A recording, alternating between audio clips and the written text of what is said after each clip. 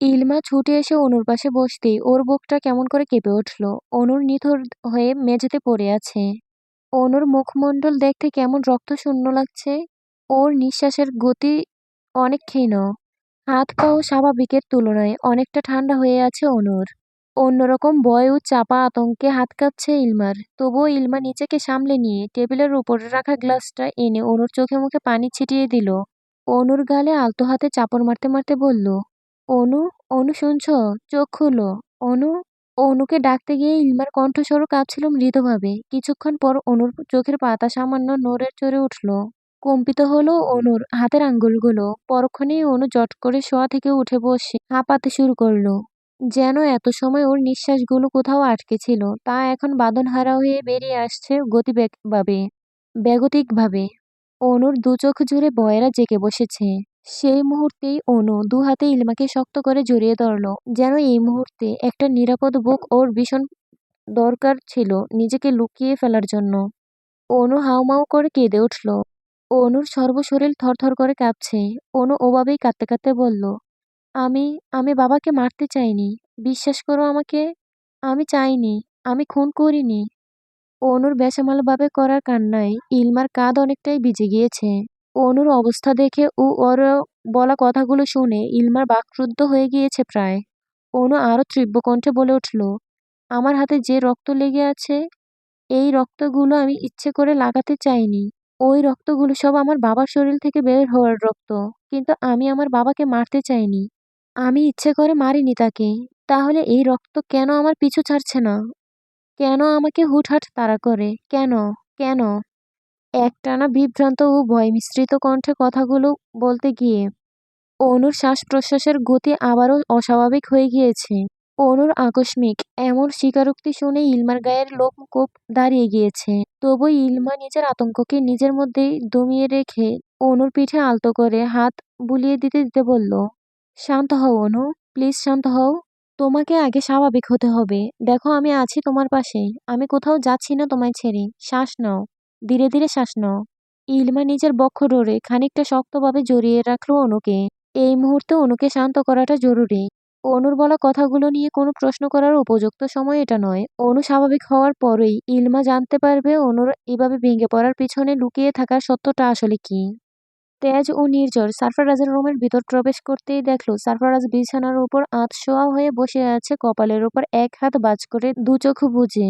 তেজ ও নির্ঝরের উপস্থিতি উপলব্ধি করতে পেরে সারফারাজ ওভাবেই থেকেই বলল, আমার রুমে কেন এসেছিস তোরা? নির্ঝর একবার ডুব গিলল। তেজের দিকে তাকিয়ে আছে নির্ঝর, কারণ ওর পক্ষে কিছু বলা সম্ভব না সারফারাজের সামনে দাঁড়িয়ে। তেজ শব্দ করে একবার নিঃশ্বাস ফেলে বলল, ভাইয়া তোমার সাথে একটু কথা ছিল। সারফারাজ কোনো প্রত্যুত্তর করছে না দেখে তেজ আবার বলল, ভাইয়া একটু আগে নিচে যা যা বললাম তা পুরোপুরি সত্য না হলেও আংশিক সত্যতা তাতে আছে। সারফারাজ ওর কপালের ওপর থেকে হাত সরিয়ে শক্ত নজরে তাকালো ওদের দিকে। তেজ অনুভব করলো ওর গলা শুকিয়ে গিয়েছে ইতিমধ্যে। তেজ ওর জিহ্বার অগ্রাংশ দিয়ে ঠোঁট হালকা ভিজিয়ে নিয়ে বলল, আমি জানি আমি অনেক বড় অন্যায় করেছি। পরিবারের সবার সরল মন ও চিন্তাধারা নিয়ে খেলা করেছি। কিন্তু বিশ্বাস করো ভাইয়া, ভবিষ্যতে বিষয়টা অতটা কঠিন হয়ে দাঁড়াবে তা আমি কল্পনাতেও ভাবতে পারিনি। তুমি সব সত্য জেনে গিয়েছো যেকোনোভাবে। তারপর থেকে তুমি আমার উপর নারাজ, আমাকে ঘৃণা করছো। আমি তোমার রাগ সহ্য করতে পারলেও তোমার ঘৃণাটুকু সহ্য করতে পারছি না। তোমার ঘৃণিত দৃষ্টি আমার ভিতরটাকে ক্ষতবিক্ষত করে দিয়েছে গত পরশু রাত থেকে। দিক-বিদিক শূন্য হয়ে গিয়েছিল যখন আমি তখন আমার মাথার উপর আল্লাহর অশেষ রহমত হয়ে ছায়া প্রদান করেন বড় ভাবি। তেজের মুখে বড় ভাবি শব্দটা শোনা মাত্র সারফারাজের ভ্রুযুগল কিঞ্চিত কুঁচকে এলো। সারফারাজের মনে প্রশ্ন জাগলো, বড় ভাবি বলতে তেজ কাকে সম্বোধন করলো? পিহুকে? কিন্তু পিহু এসবের মাঝে ঢুকলো কখন? কিভাবে? তেজ শান্ত কণ্ঠে বলল, বড় ভাবি আমাকে মানসিকভাবে প্রস্তুত হতে সাহায্য করেছিলেন সত্যিটা সকলের সামনে আনার জন্য। বড় ভাবেই পরিকল্পনা করেছিলেন সত্যটা এমনভাবে সকলের সামনে আনতে হবে যেন পরিবারের আর কেউ কষ্ট না পায় এবং আমাকে ঘৃণা না করে তোমার মতো। সংসারে শান্তি নষ্ট না হয়। রুমের বাহির থেকে সবটা শুনতে পেয়ে পিহু ঠোঁট কামড়ে ধরল। নীরা কপাল চাপড়ে ফিসফিসিয়ে বলল, এই গাধাগুলো তো তোমার নামে সবকিছু বলে দিল ভাবিপো। এবার কি হবে? পিহু বলল, বেশি কিছু না। আমার চল্লিশের ব্যবস্থা করবেন এবার এমপি সাহেব সযত্নে। সারফারাজ বলল, নিচে যা নিচে যা হলো এই সব কিছুই তোদের বড় বাবির প্ল্যান ছিল? তেজ আর নির্ঝর একসাথে মাথা উপর নিচ নেড়ে সম্মতি জানালো। সারফারাজ আবারও বলল, কোথায় তিনি এখন? তেজ আর নির্ঝর একসাথে পাশ ফিরে দরজার দিকে তাকালো। ওদের দুজনের ইশারাতেই সারফারাজ বুঝতে পারল পিহুর রুমের বাইরেই দাঁড়িয়ে আছে নিজেকে আড়াল করে। সারফারাজ গলা হালকা উঁচু করে বলল, বাহিরে যে দাঁড়িয়ে আছে সে যেন এক্ষুনি ভিতরে আসে, নয়তো আমি এখান থেকে উঠলে ফল ভালো হবে না। সারফারাজের এরূপ কথা শুনে পিহুর মুখ বয়ে কাচুমাচু হয়ে গেল। নীরা তৎক্ষণাৎ চাচা আপন প্রাণ বাঁচা বলে স্থান ত্যাগ করে নিতে চাইলে পিহু পিছন থেকে নীরার টপসের কলার টেনে ধরে বলল, কোথায় যাওয়া হচ্ছে ননদিনী? আমাকে একা সিংহের গুহায় ঢুকিয়ে দিয়ে পোল্ট্রি কাটবে? তা তো হবে না সোনামণি। চলো আমার সাথে। ফাঁসছেই যখন, তখন চারজনই একসাথে সমান সাজা ভোগ করব। নীরা ঠোঁট উল্টে বলল, বাবিপো এত নিষ্ঠুর হয়েও না তুমি। নীরার কথা শোনার সময় আর হলো কই। সারফারাজ আবারও বলে উঠল, কি হলো? এতক্ষণ সময় লাগে ভিতরে আসতে? পিহু ওভাবেই নীরাকে টেনে নিয়ে রুমের ভেতর প্রবেশ করলো। নীরা উল্টোপিঠ হয়ে দাঁড়িয়ে দাঁত দিয়ে নখ কাটছে সমানে। পিহু মাথা নুইয়ে রাখা অবস্থাতেই গাড় হালকা বাঁকিয়ে তেজ ও নির্ঝরের দিকে তাকালে দুজনেই একসাথে নিজেদের ৩২ পাটি দাঁত বের করে নিঃশব্দে হাসলো। ওদের দুজনের হাসি দেখে পিহুর ইচ্ছে করছে হাতুড়ি দিয়ে ওদের ৬৪টা দাঁতই ফেলে দিতে। সারফারাজ তীক্ষ্ণ দৃষ্টি স্থির করে রেখেছে ওদের চারজনের ওপর। সারফারাজ পিহুকে উদ্দেশ্য করে বলল, আমাকে না জানিয়ে এমন কিছু করার কথা ভাবলে কিভাবে তুমি বউ? এই মুহূর্তে দাঁড়িয়ে সারফারাজের মুখে বউ ডাকটা শুনে পিহুর মনে হচ্ছে কলিজার সবটুকু পানি শুকিয়ে গিয়েছে। পিহু শুকনো ডুব গিলে বলল, আপনি রেগেছিলেন তেজ ও নির্ঝরের ওপর। আপনার মন মাইন্ডের অবস্থা স্বাভাবিক ছিল না দেখেই যা করার আপনাকে না জানিয়েই করেছি এমপি সাহেব। মিথ্যা দিয়ে এত বড় সত্যটাকে ডাকার কথা চিন্তা করার সময় তোমার ভয় করেনি একটুও? পিহু নিজেকে সামলে নিয়েছে অনেকটা।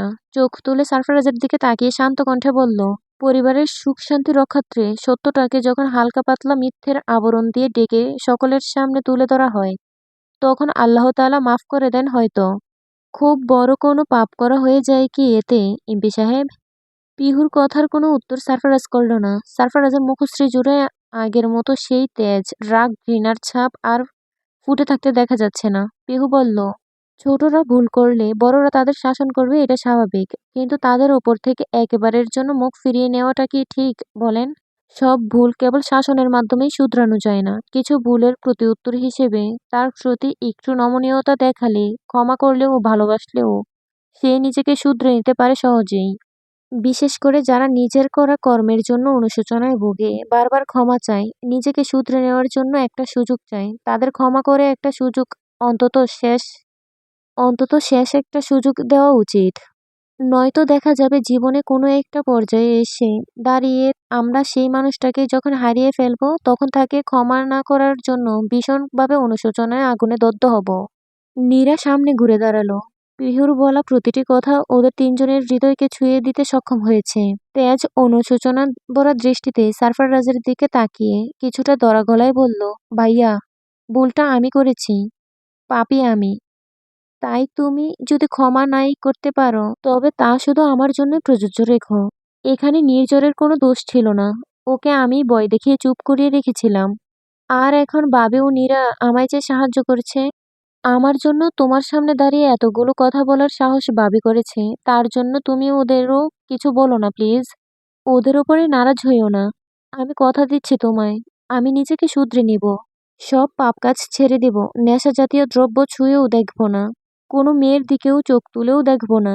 আর আমি এখান থেকে চলেও যাব, অনেক দূরে কোথাও গিয়ে থাকবো, ততদিন পর্যন্ত যতদিন না তুমি আমাকে ডাকছো আর বলছো ক্ষমা করেছো তুমি তোমার এই পাপী ভাইকে। তেজের এরূপ কথা শুনে নির্ঝর ওর ডান হাতটা শক্ত করে চেপে ধরে মাথা এপাশ ওপাশ নাড়িয়ে ওকে কোথাও যেতে না করল। পিহু শান্ত দৃষ্টিতে একটু আশা নিয়ে তাকিয়ে আছে সারফারাজের দিকে এই ভেবে যে এবার হয়তো সারফারাজের মনটা গলবে। তেজ নির্ঝরের হাতের বাঁধন থেকে নিজের হাতটা ছাড়িয়ে নিয়ে হাতের উল্টো পিঠে দিয়ে দু চোখে জমে আসা অশ্রুটুকু মুছে রুম থেকে বেরিয়ে যেতে নিলে সারফারাজ বলল, দাঁড়া, কোথায় যাচ্ছিস এভাবে? সারফারাজের এই ডাকটার আশাই করছিল পিহু, নীরা ও নির্ঝর। তেজ দাঁড়িয়ে গেল, কিন্তু পিছু ফিরে তাকানোর শক্তি পেল না সে। তেজের বুকের ভিতরটা কেমন যেন করছে একটু পরপর। সারফারাজ বিছানা থেকে নেমে তেজের সামনে এসে দাঁড়িয়ে ওর কাঁধে হাত রেখে বলল, কিরে বেটা, ঘুরে দিকে। তেজ ঘুরে দাঁড়ালো, মাথা নুইয়ে নিয়েছে সে। তেজের দু চোখ ছলছল করছে। সারফারাজ তৎক্ষণাৎ তেজকে নিজের বুকে টেনে নিল। তেজ এবার শব্দ করে কেঁদে ফেলল, একদম ছোটবেলার মতো। যখন তেজ খেলতে গিয়ে পড়ে গিয়ে শরীরে কোথাও ব্যথা পেত, তখন আর সবার সামনে নিজের যন্ত্রণাকে আড়াল করতে সক্ষম হলেও সারফারাজের সামনে এসে দাঁড়ালেই আর নিজেকে শক্ত রাখতে পারত না সে। সারফারাজকে জড়িয়ে ধরে কাঁদতে কাঁদতে প্রতিটি কথা শেয়ার করত তেজ। তেজ বলল, তুমি আমাকে ক্ষমা করেছো ভাইয়া, সত্যি ক্ষমা করেছো আমায় তুমি? সারফারাজ বলল, ছোট ভাই তুই আমার, কতক্ষণ পারবো তোর উপর রেগে থাকতে, ক্ষমা না করে উপায় আছে আর? নির্জন, নীরা আর পিহুর ঠোঁটেও হাসির রেখা ফুটে উঠেছে তেজ ও সারফারাজকে এইভাবে মিলে যেতে দেখে। পরক্ষণেই সারফারাজ সামনের দিকে ঘুরে তাকালো। নিজের এক হাত দিয়ে তেজকে ধরে রেখেছে সে, আর অন্য হাত দিয়ে নির্ঝরকে কাছে আসার জন্য ইশারা করলে নির্ঝর ছুটে গেল ওর কাছে। সারফারাজ দুই হাতে নিজের দুই ভাইকে জড়িয়ে রেখেছে নিজের বুকের সাথে। তেজ আর নির্ঝর ওভাবে থেকেই একে অপরের সাথে হাইফাই করলো হাসি মুখে। পরক্ষণেই নীরা হাসি মুখখানা মলিন বর্ণ ধারণ করলো। নীরা মনে মনে বলল, আমার সত্যটা জানার পরেও কি বড় ভাইয়া আমাকে এভাবে বিশ্বাস করবে? সব রাগ অভিমান ভুলে এভাবে বুকে আগলে নিবে?